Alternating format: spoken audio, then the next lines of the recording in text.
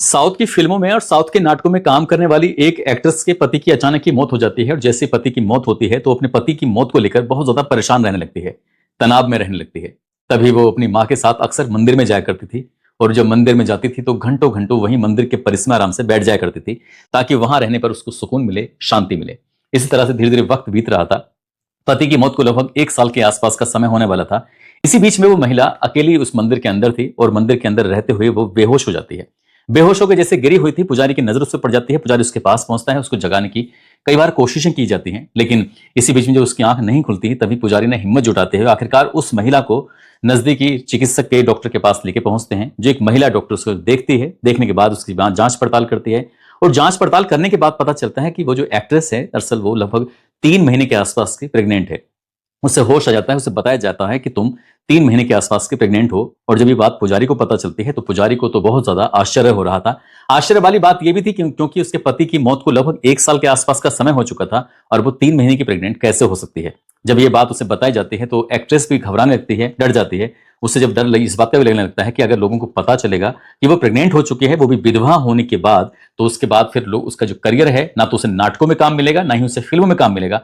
तो वो परेशान हो जाती है। तभी एक सहमति बनाई जाती है और सहमति के बाद आखिरकार उसका गर्भपात हो जाता है। गर्भपात जब हो जाता है तो इस गर्भपात को हुए अभी 1 महीने का ही समय बीता था कि पता चलता है कि वो एक्ट्रेस अचानक से गायब हो गई है। और जब उसकी तलाश की जाती है, उसे ढूंढा जाता है, तो ढूंढने के बाद आखिरकार उसकी लाश मिलती है, वो भी एक शौचालय के सेप्टिक टैंक के अंदर।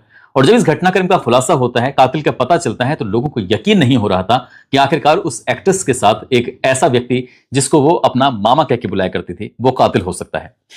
आदाब, नमस्कार, सत श्री अकाल। मैं उस्मान सैफी। तेलंगाना प्रदेश के जिला रंगारेड्डी का एक इलाका है जिसका नाम सुरूर नगर है और सुरूर नगर इलाके में ही रहने वाली एक महिला जिसका नाम अरुणा होता है। अरुणा अपनी बेटी जिसका नाम कुरुगंती अप्सरा, जिसकी उम्र लगभग 30 साल के आसपास होती है। बेटी फिल्मों में भी काम करती है, छोटे छोटे रोल मिल जाते हैं। धारावाहिकों में कभी भी काम करती है, वहां भी छोटे छोटे रोल मिल जाते हैं। अच्छी एक्टिंग करती है, इसलिए माँ को पूरी पूरी उम्मीद है कि आने वाले वक्त में उसको बहुत अच्छी अच्छी फिल्में भी मिलनी शुरू हो जाएंगी। बेटी निकली हुई थी कोयम्बटूर को घूमने के लिए, घर से लगभग 950 किलोमीटर दूर।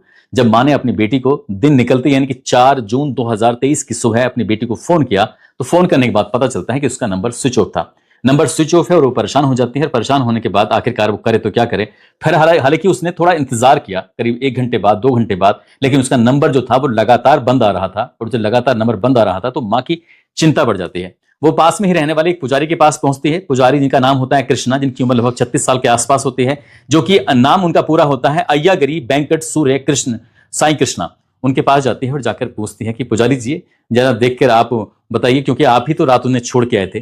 3 जून 2023 की रात लगभग 10 बजे के आसपास की बात है। जो ये कुरुगंती होती है, कुरुगंती को 21 किलोमीटर दूर शमशाबाद में जहां से उसकी सहेलियों का एक टूर जाने वाला था, तो उस टूर में उस जगह पर वो छोड़ने के लिए, कोयम्बटूर के लिए, वो पुजारी ही जाते हैं अपनी गाड़ी से छोड़ने के लिए। जब उनसे कहा जाता है तो वो कहते हैं कि बिल्कुल परेशान क्यों होती हो, उसका नंबर हो सकता है किसी वजह से स्विच ऑफ हो गया हो, नई जगह पहुंची है, हो सकता है उसने चार्ज ना किया हो, इंतजार कर लो। जैसी पुजारी जी ने ये बात कही तो वो महिला शांत हो जाती है, वो इंतजार करने लगती है।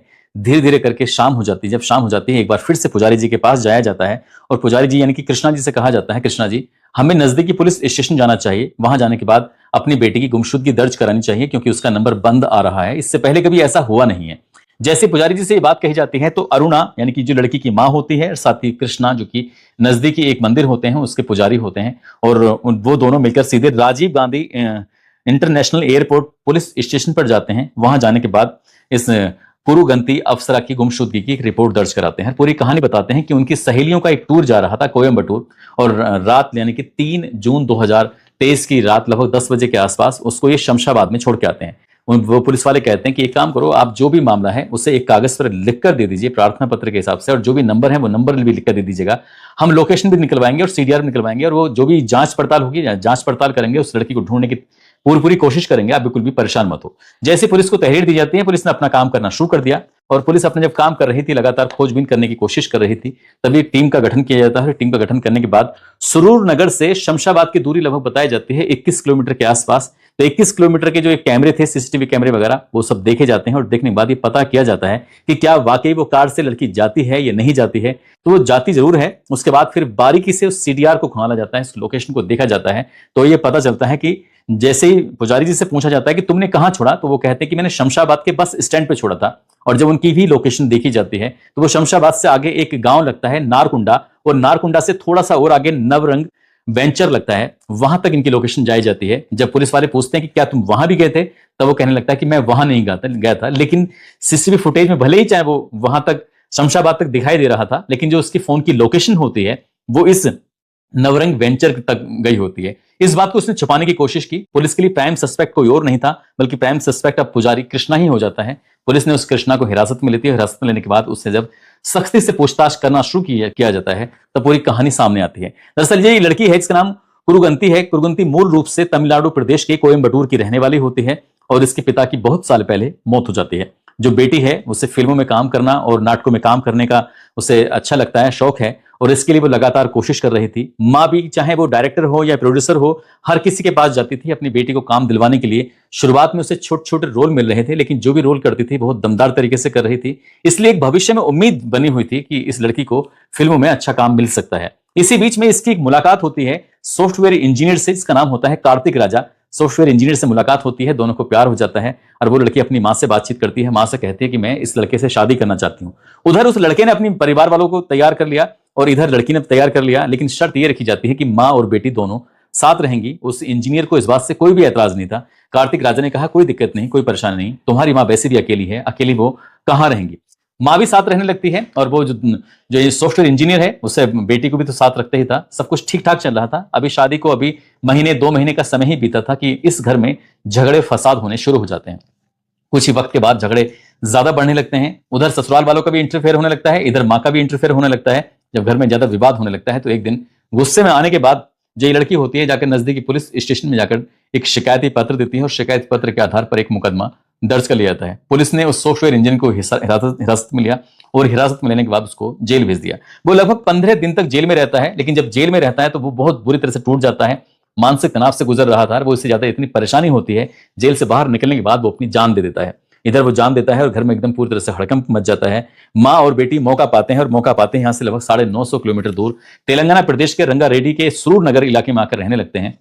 जब वो बिल्कुल दूर चले जाते हैं तो जो लड़के के परिवार वाले थे उन्होंने भी कोई मुकदमा वगैरह नहीं किया, और मामला पूरी तरह से शांत हो जाता है। लेकिन ये लड़की जो होती है वो इतना परेशान रहने लगती है कि अपने पति को बार बार याद करती थी, और तनाव को मुक्त करने के लिए वो नजदीक में ही एक सम्मा मंदिर होता है, सम्मा मंदिर में जाकर आराम से बैठ जाया करती थी। माँ भी साथ में जाया करती थी, बंगारू में जो सम्मा मंदिर होता है। तो जब माँ जाती है तो माँ इस कृष्णा को, जो पुजारी होता है, इसको अपने भाई का दर्जा दे रखा था, छोटे भाई की तरह, और ये उस इलाके में उसकी अच्छी खासी पहचान थी। वो लोगों से चंदा इकट्ठा किया करता था, गौशाला का भी निर्माण किया करता था, मंदिर भी उसने बनवाए थे, और उसकी इलाके में बहुत अच्छी खासी पहचान हो जाती है। ना जाने कब उस पुजारी यानी कि कृष्णा का उस लड़की से बहुत ज्यादा नजदीकियां बढ़ जाती हैं, दोस्ती हो जाती है, किसी को पता ही नहीं चलता। और वो इस रिश्ते को उन्होंने बहुत ही गोपनीय तरीके से रखा, और किसी को भी इस बात का एहसास तक नहीं होने दिया।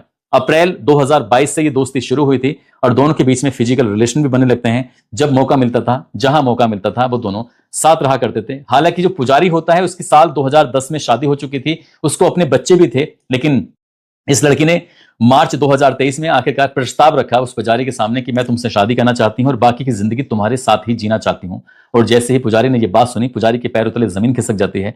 पुजारी सोचने पर मजबूर हो जाता है। पुजारी कहता है कि मैं शादीशुदा हूं, मेरे बच्चे हैं, इस बात का तो ख्याल रखो। उसने कहा मैं जानती थी कि तुम शादीशुदा हो और तुमने मेरे नजदीक आने की कोशिश की। इसी बात को देखते हुए इन दोनों के बीच में कहासुनी शुरू हो जाती है, और कहासुनी बढ़ने लगती है। अभी मार्च का ही महीना था, अप्रैल और मई जैसे ही गुजरता है तो उसके बाद मई के महीने में पता चलता है कि एक दिन वो मंदिर के परिसर के अंदर ही बेहोशी की हालत मिल जाती है। और जो बेहोशी की हालत मिलती है तो ये पुजारी ही उसे डॉक्टर के पास लेके जाता है। एक महिला चिकित्सक से बातचीत करने के बाद पता चलता है कि ये लगभग 3 महीने के आसपास की प्रेग्नेंट है। इधर उस लड़की को ये बताया जाता है कि तुम्हें जो फिल्मों में काम मिलता है या नाटकों में काम मिलता है वो काम मिलना बंद हो जाएगा, क्योंकि तुम विधवा हो, और विधवा होने के बाद भी तुम्हें, अगर तुम किसी को ये पता चलेगा कि तुम गर्भवती हो चुकी हो, तो ये तुम्हारे लिए बहुत ज्यादा खराब होगा। लेकिन पुजारी के लिए उससे कहीं ज्यादा खराब था, क्योंकि पूरे इलाके में पुजारी की बहुत अच्छी खासी पहुंच थी, बहुत अच्छी खासी पहचान होती है। तभी पुजारी ने ही एक प्लान बनाया कि क्यों ना हम लोग घूमने के लिए कोयम्बटूर चलें। माँ को बताया कि वो सहेलियों के साथ घूमने के लिए जा रही है, लेकिन उसने पुजारी के साथ बाहर घूमने का प्लान बना लिया था। और इसी बीच में मौका पाते ही उसने 3 जून 23 की रात लगभग 10 बजे के आसपास घर से निकलते हैं, शमशाबाद की तरफ पहुंचते हैं और शमशाबाद से थोड़ा सा ही आगे गांव लगता है। जब वहां पहुंचते हैं तो इस लड़की को नारकुंडा के पास में जो नवरंग वेंचर इलाका है वहां जैसे नींद आने लगती है, तो उसका जो सर था वो डैशबोर्ड में बहुत पूरी ताकत के साथ मारा जाता है। साथ ही पहले से ही उस गाड़ी के अंदर, उस कार के अंदर एक पत्थर होता है, पत्थर को लगातार एक के बाद एक उसके मुंह पर, उसके चेहरे पर मारा जाता है और तब तक उस लड़की को मारा जाता है जब तक कि उसकी मौत नहीं हो जाती। मौत होने के बाद आखिरकार उसकी जो लाश होती है उसको डिग्गी के अंदर रखा जाता है और ठीक वापस लेकर आ जाता है। उस डिग्गी के अंदर लाश 2 दिन रहती है। जिस दिन वो थाने में एफआईआर दर्ज कराने के लिए गया था उस दिन भी लाश उस डिग्गी के अंदर ही थी। एक तरफ डिग्गी के अंदर लाश है और वो उसे ढूंढने का पूरा नाटक भी कर रहा है। माँ भी उसी गाड़ी में घूमती थी। सब कुछ ऐसे चल रहा था नॉर्मल। तभी मौका पाता है और मौका पाते ही उसके घर और मंदिर के बीच में एक सरकारी मंडल रेवेन्यू ऑफिस होता है, वहीं पर एक सेफ्टिक टैंक था जिसका इस्तेमाल बहुत ही कम होता था। तब तक उस जो बॉडी होती है, बॉडी के अंदर भी दुर्गंध आने लगती है। हालांकि बीच बीच में मौका पाता था और उसके अंदर वो फ्रेशनर जो छिड़कता था, जिसकी वजह से कुछ ऐसे परफ्यूम वगैरह लगाया करता था जिससे क्या दुर्गंध कम आए। लेकिन जब ज्यादा वक्त आगे बढ़ने लगता है तभी मौका पाता है और ये 5 जून 2023 की शाम को उस जो सरकारी मंडल रेवेन्यू ऑफिस के पास में जो सेप्टिक टैंक होता है उसमें उसने उसको डाल दिया और आसपास के लोगों से कहा कि किस तरह की बदबू आ रही है। तभी कहा कि पुजारी जी आप ही देख लीजिए। तो उसने अपने ठेकेदार होने का यहाँ पर फायदा उठाया, 2 डंपर मट्टी मंगाई और मट्टी मंगाने के बाद उस इलाके में डाल दी और इलाके में डालने के बाद साथ ही जो सेप्टिक टैंक होता है उसको उसने सीमेंट से पूरी तरह से पैक करा दिया था ताकि इस बात का किसी को एहसास ना हो। लेकिन पुलिस ने जब इस मामले का खुलासा किया, सर्विलांस की मदद से, सीडीआर की मदद से और बातचीत की मदद से आखिरकार इस घटनाक्रम का खुलासा होता है और वो लाश उस सेप्टिक टैंक से निकल के बाहर आ जाती है। जब बाहर निकल के आती है तब जिस बात से पुजारी घबराया हुआ था, डरा हुआ था कि बात समाज में पता चलेगी तो क्या होगा, तब लोगों को बाकी पता चलता है तो बड़ा एहसास होता है और ये खबर पूरे ऑल इंडिया लेवल पर प्रकाशित होती है। लोगों को इस बात का पता चलता है तो यकीन नहीं हो रहा था कि जिस पुजारी को वो लड़की मामा कह के बुलाया करती थी, दरअसल वही पुजारी उसके साथ एक अनैतिक रिश्ते में बन जाता है और इससे पूरे समाज को एक गलत संदेश, एक गलत मैसेज आता है। दोस्तों ये मामला फिर इसकी चार्जशीट लगाई जाती है, मामला अदालत पहुंचता है और रंगारेड्डी जिले की अदालत की तरफ से मार्च 2025 में फैसला आता है और फैसले में कहा जाता है कि जब तक इस पुजारी की सांस में सांस है तब तक इसको सलाखों के पीछे रखा जाए। साथ ही इस पर 10 लाख रुपए का अर्थदंड भी रखा जाए। इस 10 लाख रुपए की राशि में से 9,75,000 रुपए के आसपास की जो राशि है उस लड़की की मां को दे दी जाए ताकि वो अपना भरण पोषण कर सके।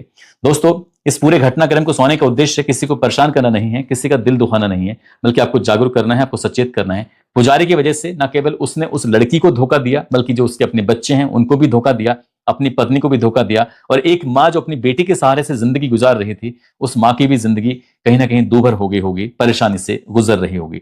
दोस्तों जाते जाते धर्म सिंह हैं जो सवाई माधोपुर के रहने वाले हैं, दुर्गेश शर्मा हैं जो कि एटा के रहने वाले हैं, आज इनके का जन्मदिन है, इनको जन्मदिन की ढेरों सारी शुभकामनाएं, बहुत बहुत मुबारकबाद। और भोजपुर से रहने वाले हैं दिलावर सैफी, उनकी बीवी हैं जिनका नाम अफसाना सैफी है। अंबेडकर नगर के रहने वाले पवन कुमार गिरी, उनकी पत्नी हैं पूनम गिरी, आज इनकी भी शादी की सालगिरह है, इनको भी शादी की सालगिरह की बहुत बहुत शुभकामनाएं, बहुत बहुत मुबारकबाद। और कुछ लोगों ने नाम लेने की अपील की है जिसमें हनीफ खान है, रघुवीर सिंह प्रजापति